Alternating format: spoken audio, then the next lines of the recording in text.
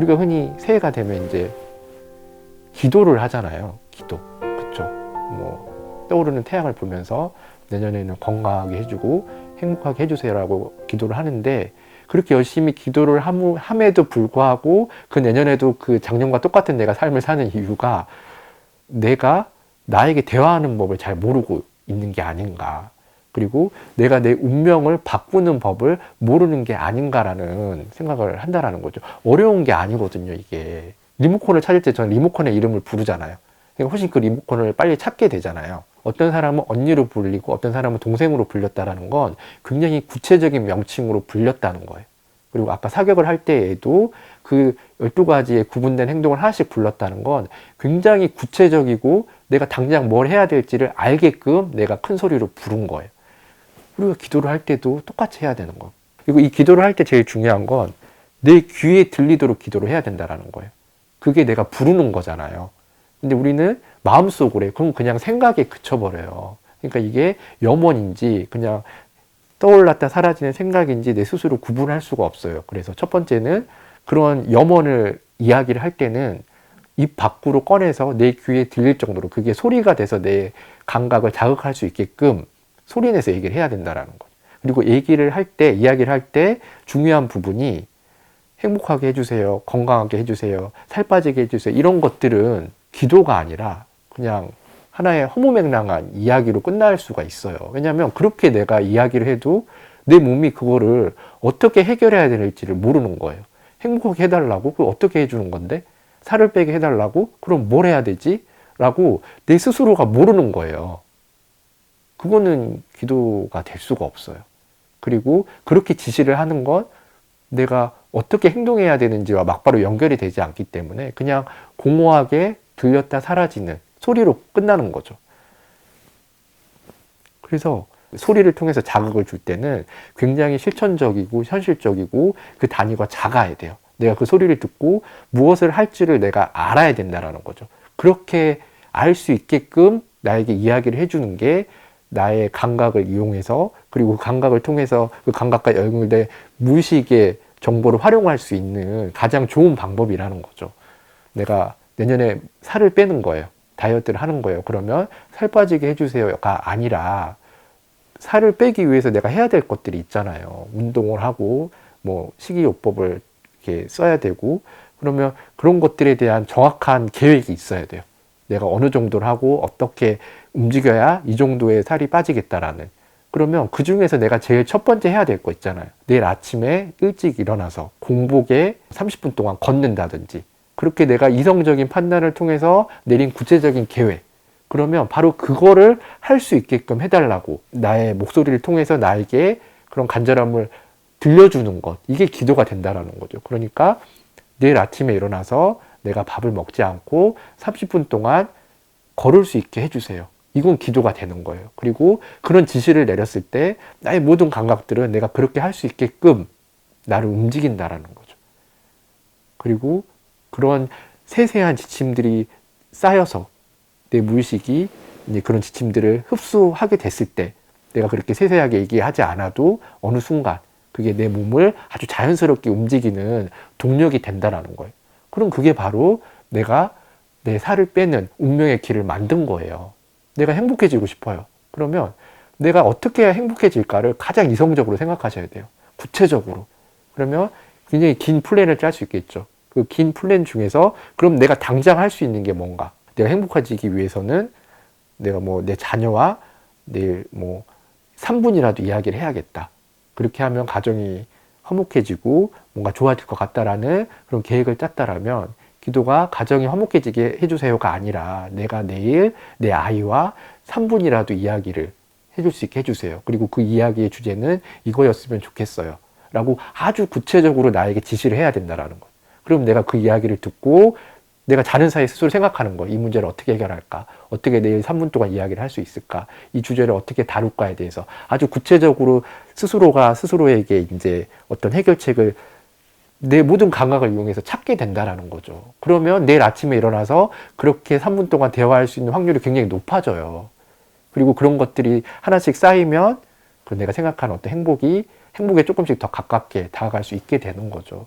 그러니까 어떻게 보면은 내가 내린 이성적인 판단과 그리고 그런 이성적인 판단을 나의 무의식 속에 집어넣는 이런 어떤 기도, 이런 부름이 서로 적절히 잘 조화가 됐을 때, 서로 발을 잘 맞췄을 때, 이런 걸음이 내 운명의 길을 바꾸게 하는, 그리고 내가 원하는 내 삶으로 향하게 하는, 어떻게 보면 가장 쉽고 가장 정확한 방법이 될 수 있다는 거죠. 이런 예도 있어요. 제가 원래는 어렸을 때 굉장히 책 읽는 걸 싫어했어요. 집에 책도 없었을 뿐더러 집에 책 읽는 사람이 없기 때문에 책을 읽어야 되는지도 모르고 재밌는 건지도 몰랐었죠. 그런데 이상하게 저희 어머님이 다른 사람들에게 저를 설명할 때, 뭐 제가 특별히 잘하는 게 없어서 그럴 수도 있었지만, 우리 아이는 책을 너무 좋아해요. 집에서 있을 때 늘 책만 읽어요. 이런 얘기를 계속 하시는 거예요. 그러니까 저는 옆에서 그 얘기를 듣고 어느 순간 이제 중독이 됐죠. 그 소리에. 나는 책을 좋아하는 아이였구나. 지금은 책을 안 읽지만 책을 굉장히 잘 읽는 아이였어라고 스스로 생각하게 된 거예요. 그 소리를 계속 듣다 보니까.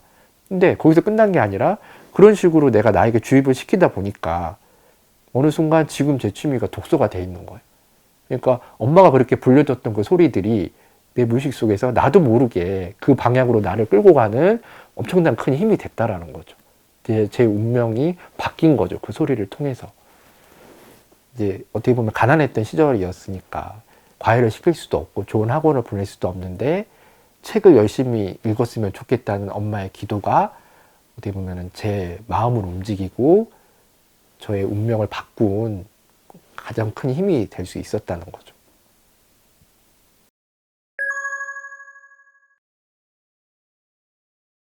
우리가 흔히 얘기하잖아요. 모든 답은 내가 알고 있다. 그러니까 나와 대화를 해라. 근데 어떻게 대화를 하라는 거냐. 저는 제가 아까 얘기한 바로 그 이야기 속에 내가 나와 어떻게 대화하는지에 대한 답도 담겨 있다라고 여러분들에게 얘기해드리고 싶어요. 상담을 하다 보면 많은 사람들이 자기의 이야기를 해요. 어떤 결론을 얻기 위해서. 그런데 사실 자신의 인생을 가장 잘 알고 있는 사람은 바로 본인이에요. 그리고 그거를 짧은 시간 속에서 저에게 아무리 전달을 하려고 해도 온전히 전달되기가 힘들죠. 저도 제가 가지고 있는 경험이라는 필터, 그리고 저의 지식이라는 필터를 통해서 왜곡해서 그걸 들을 수밖에 없어요. 그리고 제가 내린 어떤 결론이나 조언들이 또 이 사람에게 들어갈 때는 어떤 식으로 들어갈 수 있을지 모르는 거예요. 사람마다 다 다른 거죠. 하지만 그럼에도 상담을 하고 나서 그 사람이 좋아지는 모습을 많이 보거든요. 그렇게 좋아질 수 있는 이유가 저한테서 있는 게 아니라 바로 그 사람이 그렇게 상담하는 시간, 2시간, 3시간 동안 끊임없이 자기와 대화를 할 수 있었기 때문이라고 생각을 해요. 이게 무슨 의미냐면 특별한 게 있는 게 아니에요. 상담을 하기 위해서 자기가 아주 큰 목소리로 내가 어떤 점이 슬프고 무엇이 잘못된 것 같고 내가 이걸 이렇게 했었어야 되는데 라고 끊임없이 자기에 대해서 이야기하잖아요. 그 이야기를 저에게 들려주지만 사실은 제 귀에 들어오기 전에 이미 그 사람이 온몸으로 자기가 하는 얘기를 듣고 있는 거예요. 그 온몸을 통해서 듣는 그 사람의 이야기가 결국에는 내 무의식까지 전달이 되고 흔히 얘기하는 내 안에 있는 아주 깊은 내 영혼의 존재라고 할 수 있는 그 존재에게까지 전달이 되는 아주 소중한 시간인 거죠. 그러니까 내가 나에 대해서 끊임없이 생각하고 왜 이렇게 됐을까에 대해서 스스로에게 이야기하는 그 시간이 바로 나와 내가 대화하는 시간인 겁니다.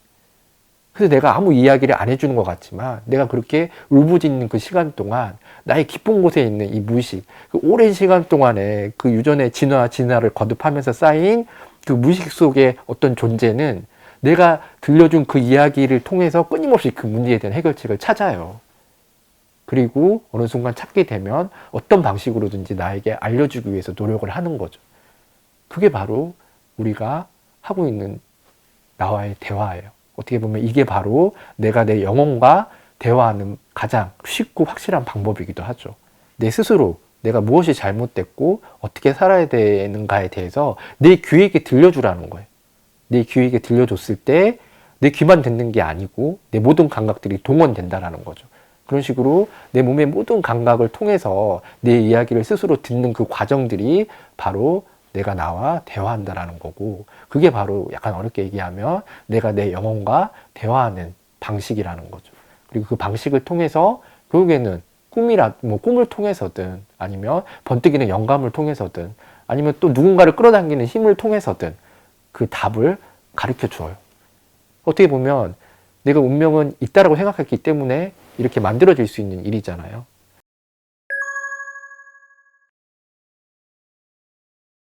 어떻게 보면 우리가 바꿀 수 없는 것들이 확실히 존재해요. 내가 태어난 나를 태어나게 해주신 부모님들, 나의 형제들, 그리고 지금의 어떤 이런 사회 문화들, 이렇게 나도 모르게 내가 태어나고 보니까 이렇게 돼 있는 것들이 있잖아요. 저는 이런 것도 운명의 하나의 영역이라고 생각을 해요. 그런데 그런 것들이 있고 이런 것들이 있음에도 내가 만들어 갈 수 있는 어떤 또 다른 운명의 존재, 내가 만들어가는 그 길 역시 존재한다라는 거죠.